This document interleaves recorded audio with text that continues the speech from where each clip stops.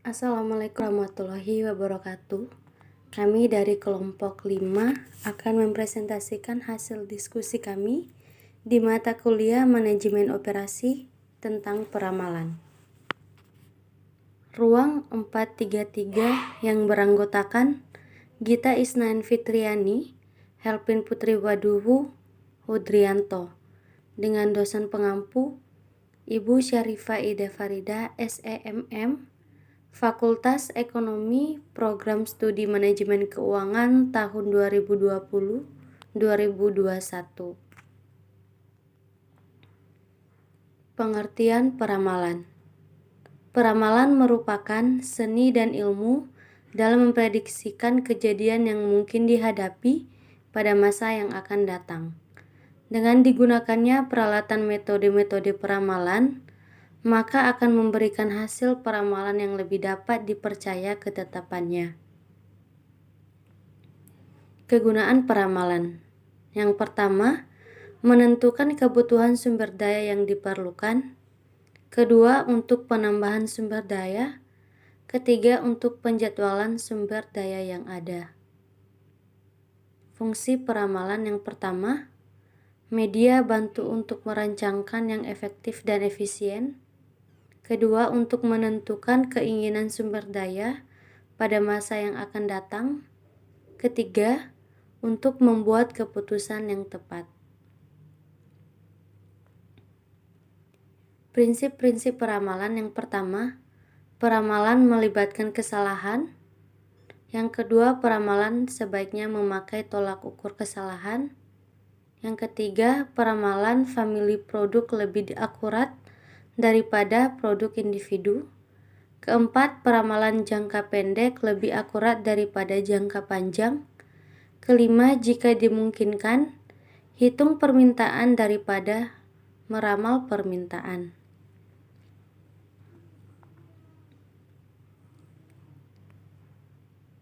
Jenis-jenis peramalan berdasarkan horizon waktu. Yang pertama, peramalan jangka pendek atau 1 tahun. Yang kedua, peramalan jangka menengah atau 1-5 tahun. Yang ketiga, peramalan jangka panjang lebih besar dari 5 tahun. Berdasarkan fungsi dan penjadwalan operasi di masa depan. Yang pertama, peramalan ekonomi, memprediksi ketersediaan uang. Yang kedua, peramalan teknologi, memprediksi kemajuan teknologi. Yang ketiga, peramalan permintaan, memprediksi proyeksi permintaan produk.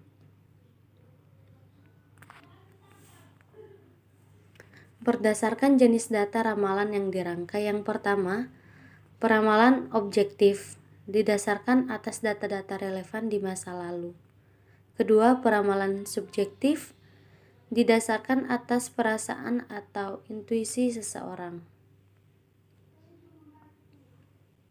Langkah-langkah sistem peramalan. Yang pertama, menetapkan tujuan peramalan.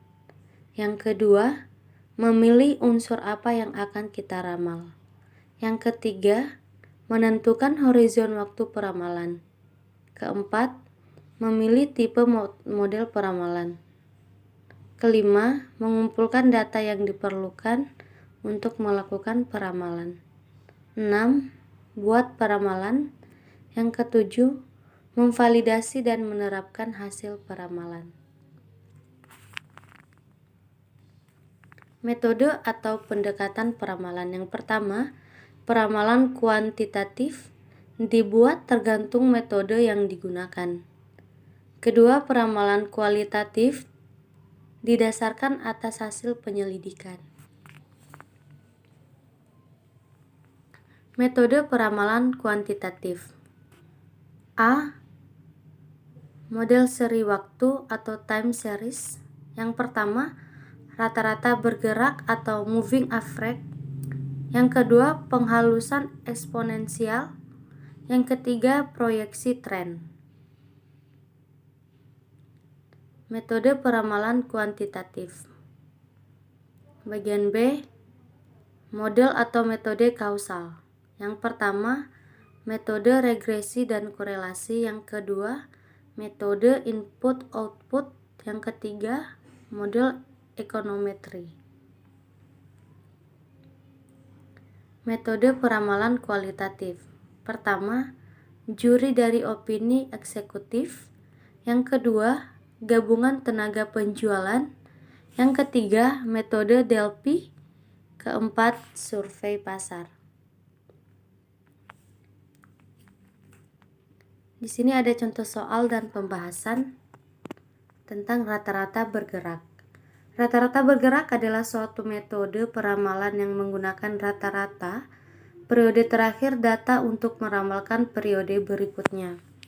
Dengan rumus, rata-rata bergerak sama dengan sigma permintaan dalam periode N sebelumnya per N, di mana N merupakan jumlah periode dalam rata-rata bergerak. Di sini kita lihat di tabel dari bulan Januari sampai bulan Desember. Bulan Januari penjualan aktualnya 10, bulan Februari penjualan aktual 12, Maret penjualan aktual 13, April penjualan aktual 16, Mei penjualan aktual 19, Juni penjualan aktual 23, Juli penjualan aktual 26, Agustus penjualan aktual 30, September penjualan aktual 28, Oktober penjualan aktual 18, November penjualan aktual 16, Desember penjualan aktual 14. Rata-rata bergerak 3 bulanan dimulai dari bulan April. Rata-rata bergeraknya 10 tambah 12 tambah 13 bagi 3 sama dengan 11,67.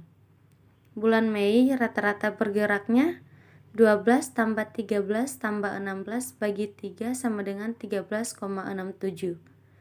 Bulan Juni rata-rata bergerak 13 tambah 16 tambah 19 bagi 3 sama dengan 16. Bulan Juli rata-rata bergerak 16 tambah 19 tambah 23 bagi 3 sama dengan 19,33. Bulan Agustus rata-rata bergerak 19 tambah 23 tambah 26 bagi 3 sama dengan 22,67. Bulan September rata-rata bergerak 23 tambah 26 tambah 30 bagi 3 sama dengan 28,33. Bulan Oktober rata-rata bergerak 20 tambah 30 tambah 28 bagi 3 sama dengan 28. Bulan November rata-rata bergerak 30 tambah 28 tambah 18 bagi 3 sama dengan 25,33. Bulan Desember rata-rata bergerak 28 tambah 18 tambah 16 bagi 3 sama dengan 20,87. Pembobotan rata-rata bergerak. Dengan rumus, pembobotan rata-rata bergerak sama dengan sigma bobot periode N kali permintaan dalam periode N per sigma bobot. Di sini ada contoh soal dimulai dari bulan Januari sampai Desember. Penjualan aktualnya, Januari penjualan aktual 10, Februari penjualan aktual 12, Maret penjualan aktual 13, April penjualan aktual 16, Mei penjualan aktual 19, Juni penjualan aktual 23, Juli penjualan aktual 26, Agustus penjualan aktual 30, September penjualan aktual 28, Oktober penjualan aktual 18, November penjualan aktual 16, Desember penjualan aktual 14. Rata-rata bergerak 3 bulanan dimulai dari bulan April. Rata-rata bergeraknya 3 kali 13 tambah 2 kali 12 tambah 10 bagi 6 sama dengan 12,16. Bulan Mei rata-rata bergerak 13 kali 16 tambah 2 kali 13 tambah 12 bagi 6 sama dengan 14,33. Bulan Juni rata-rata bergerak 3 kali 19 tambah 2 kali 16 tambah 13 bagi 6 sama dengan 17,00.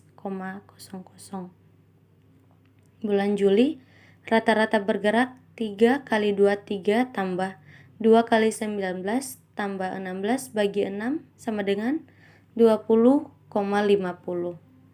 Bulan Agustus, rata-rata bergerak 3 kali 2 6 tambah 2 kali 2 3 tambah 19 bagi 6 sama dengan 23,80. Bulan September, rata-rata bergerak 3 kali 30 tambah 2 kali 26 tambah 23 bagi 6 sama dengan 27,50. Bulan Oktober, rata-rata bergerak 3 kali 28 tambah 2 kali 30 tambah 26 bagi 6 sama dengan 28,33. Bulan November, rata-rata bergerak 3 kali 18 tambah 2 kali 28 tambah 30 bagi 6 sama dengan 23,33. Bulan Desember, rata-rata bergerak 3 kali 16 tambah 2 kali 18 tambah 28 bagi 6 sama dengan 18,67. Demikianlah hasil presentasi dari kelompok kami. Jika ada kesalahan kami mohon maaf. Assalamualaikum warahmatullahi wabarakatuh.